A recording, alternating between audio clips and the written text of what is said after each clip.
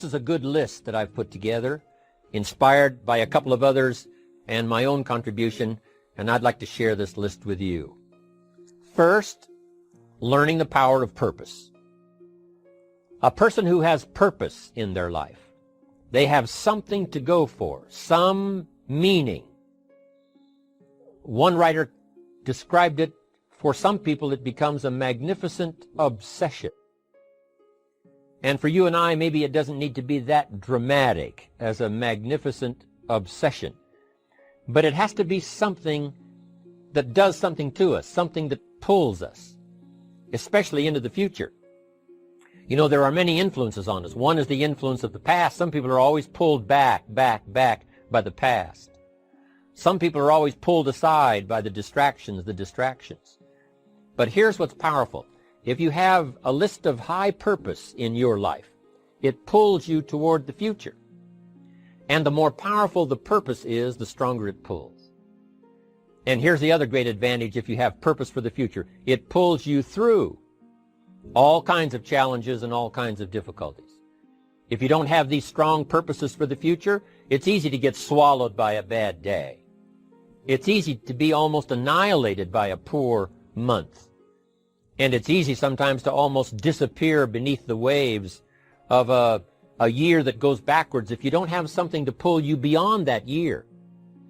So if you want something to pull you through all kinds of challenges, all kinds of difficulties and things that come at you, you got to have something on out there beyond today, beyond next week, beyond next month, beyond this year, that pulls you into the future. And the clearer it is, the stronger it pulls. The more dynamic it is, the more it affects your life, your spirit, your heart, your soul. It also creates imagination. It gets your mind working on how to achieve that purpose. And if your mind will work, and if your heart works, and if your spirit works, and if you have good input, like good ideas, I'm telling you, there isn't anything you can't accomplish. So that's one of the great powers that'll make a variable of you, and that is purpose. Here's the next one, self-confidence. Where does self-confidence come from? And this is the best advice I can give you on that. Not neglecting, first of all, the small daily disciplines. Self-confidence really comes from feeling good about yourself.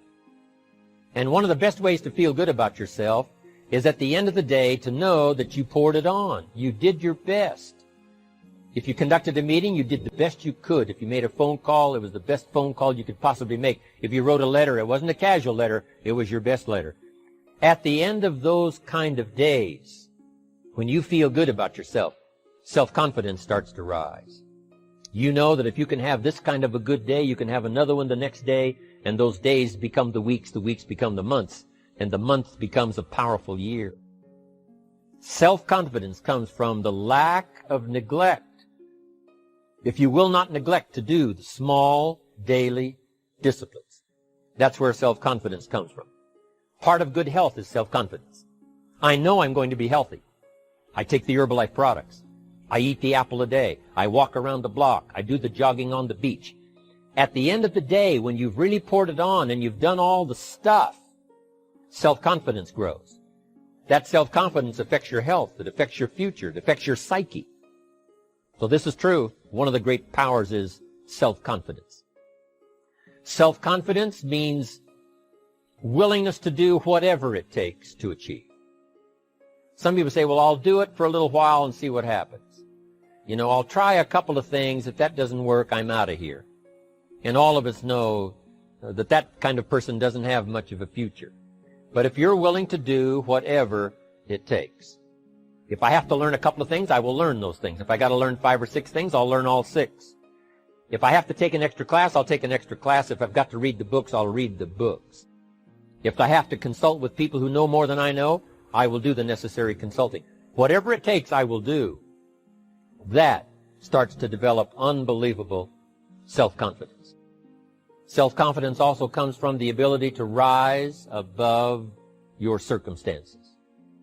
To rise above what happens, the petty little things, the discouraging things that would sink everyone else's ship except yours, that would cause someone else to quit early in the day, but you keep going.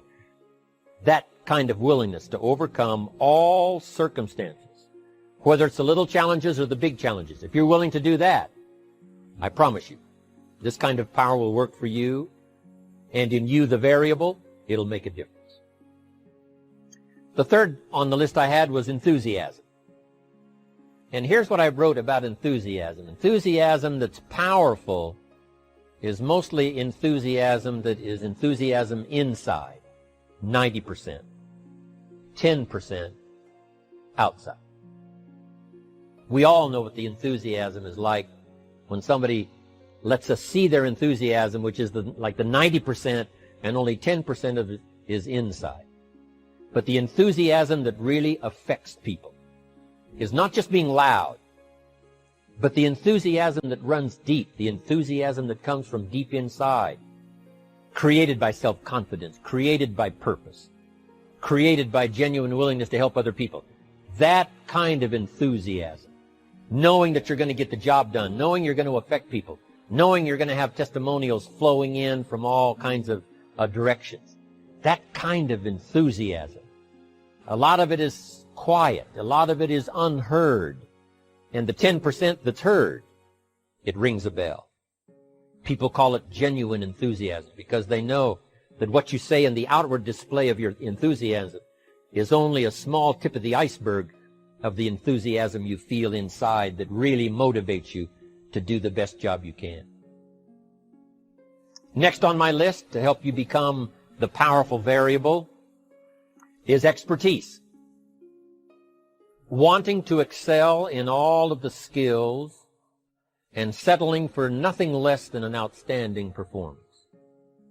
If you're willing to be the best in your field, if you're willing to demand of yourself excellence in skills, to be the best that you can possibly be.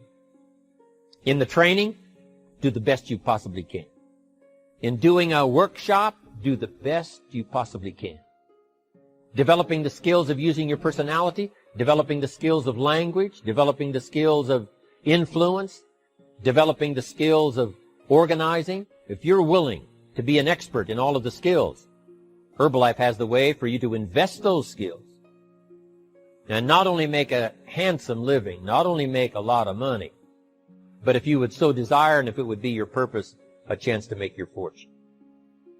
Expertise, excellence in skills.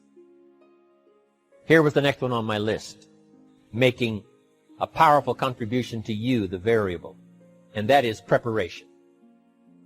Well prepared. And preparation, of course, involves a whole lot of things. A big share of our life is preparing, getting ready.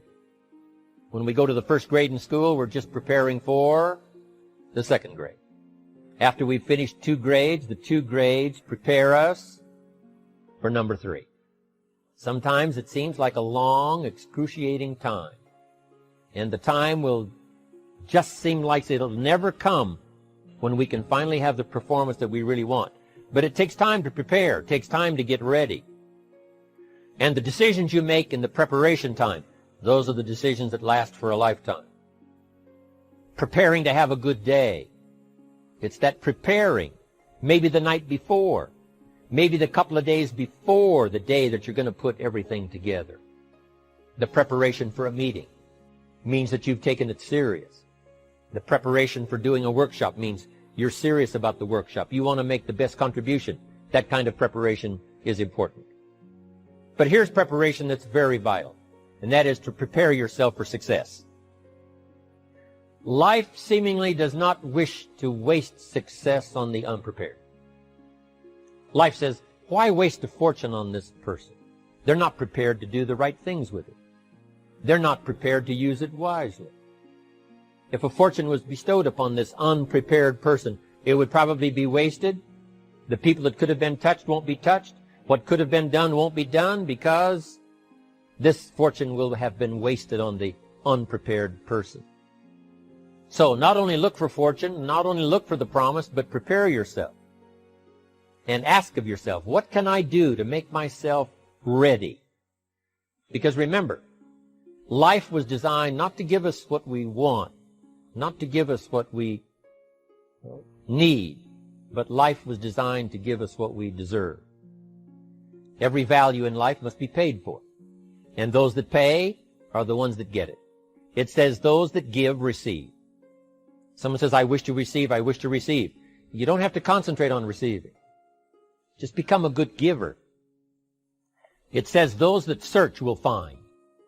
Someone says, well, I need to find some good ideas to help change my life for the future. Then to find good ideas, that doesn't come because you need them. It comes because you search for them. If you want good ideas, you got to go after them. You got to go to the class, you got to go to the workshop, you got to go to the training, go to the book, right? You got to go to the journal, right? Go where good ideas are being taught. Go searching, go looking, because good ideas are not going to be wasted on those that are not seeking, searching, well prepared. So, prepare yourself to be ready for fortune when it comes, to be ready for challenge when it comes, to be ready for opportunity when it comes. Opportunity comes along and passes by the person that is not well prepared. I want to prepare myself this year for next year. Yes, I wish to be effective this year, but I'm also thinking of ways, how could I be better? How could my ideas be more powerful? How could they be sharper, more clear? How could I reach some people next year that I perhaps can't reach this year? I haven't reached deep enough into my own soul to affect some people. Some people just pass by and say, hey, what a good speech. But how could I make it stronger than that, deeper than that, more powerful than that? I cannot be as powerful as I could be next year.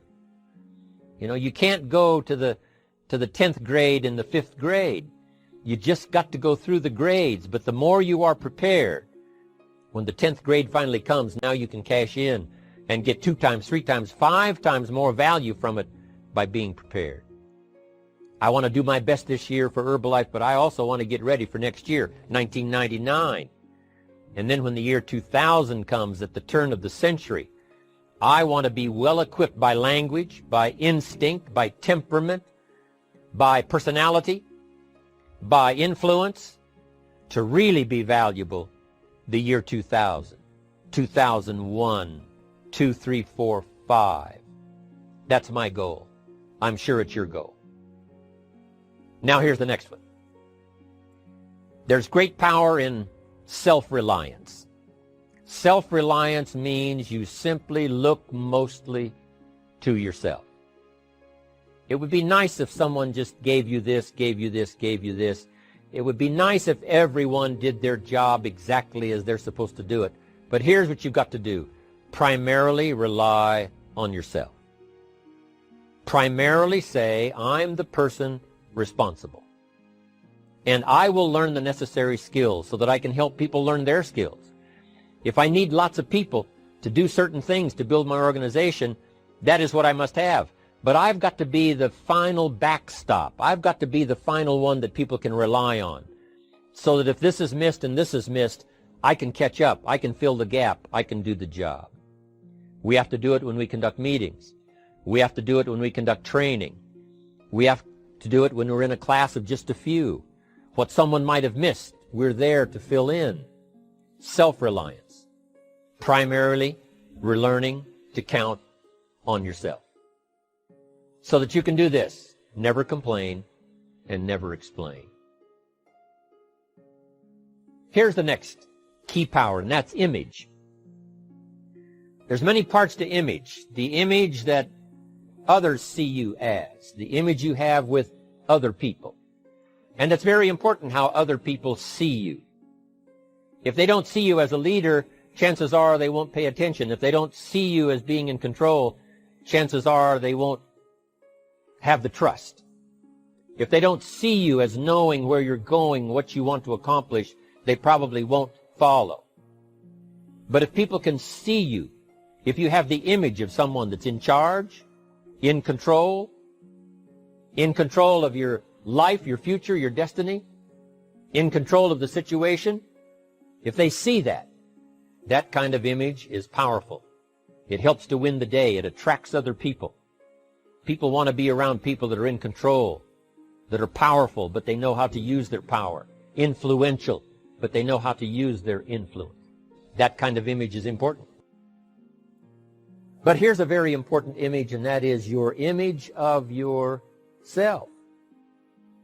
The way you dress, the way you talk, the way you think, your capacity for learning, all of that is an important image that you have of yourself. The image that you have that if it needs to be learned, you could learn it. If there's a book that needs to be mastered, you could master it. If there's a skill that needs to be learned, why couldn't you get busy now and learn that skill? That kind of self-image, that I am continually trying my best to be the best I can. Because one of the most important places you have to look is into the future, yes. You've got to look into the past, yes. You've got to look around, yes. But one of the most important places you have to look is in the mirror. You know, how I appear to other people, that's important. But how I appear to myself is the ultimate importance. That kind of image, to where you'll develop the self-confidence, you'll develop the self-reliance. Now here's another one in my rather short list. The next word is character. Becoming a person of high values, a person of principles, a person of honesty, a person that earns respect. That kind of character. It took character when Mark started to put the marketing system together. How can we have a system that will build in the integrity, that people will know that if this happens, then this will happen. And if this goes wrong, here's the way to fix it.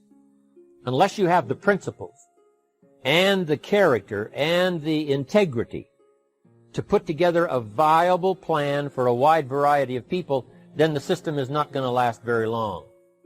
And I've been around long enough, and I'm sure you have been around long enough to see a lot of systems that got started, but they failed. And the reason is because they were not constructed with integrity. They were not constructed with character. They were not constructed with doing the right thing. They might have been constructed to take advantage. You know, cash it out as quickly as possible and leave. Mark was involved when others took advantage of him all those years ago before Herbalife. When someone took advantage and didn't have the character, didn't have the principles, and didn't have the character to stay, the character to see it through, the character to do the right thing. So this is important, to develop the character within yourself, that people see you as honest, as fair, willing to do the right thing, willing to be helpful, but always willing to walk the center line, not to pass the line. When we come to an opportunity like Herbalife, especially multi-level network marketing, it is so dynamic, it is so powerful, and it is so possible in fortune making that sometimes people want to speed up the process by cutting the corners, by neglecting to do the right things, you know, to cheat a little here, you know, cross the line just a little bit, because then, you know, it'll grow faster and you can cash in quicker. Not necessary here. Doing Herbalife right will build your fortune longer and stronger than trying to cut the corners and not doing it right. If we'll have the integrity that Mark had when he started it and keep perpetuating that,